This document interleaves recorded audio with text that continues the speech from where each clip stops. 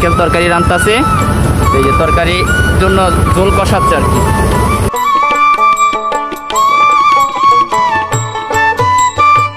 মাছ, নদীর মাছ, একদম মেঘনা নদীর মাছ, তাজা মাছ। কিন্তু তারা এই যে দুইজন আছে নৌকাতে, এই আঙ্কেল আর উনি। তো ওনারা দুপুরের খাবারের জন্য আর কি, এখন বাজে 3:30, কিন্তু তাদের এখনো খাওয়া দাওয়া হয় নাই। তবে এখন তারা আছে ঘাটে মাছ বিক্রি করতে, আর এখন কিন্তু তারা রান্না করছে। তো এখন আমি আছি চর ভৈরবী যে মাছঘাট, চাঁদপুর জেলার বৃহত্তম একটি দক্ষিণে বড় মাছঘাট হচ্ছে আমাদের চর ভৈরবী মাছঘাট।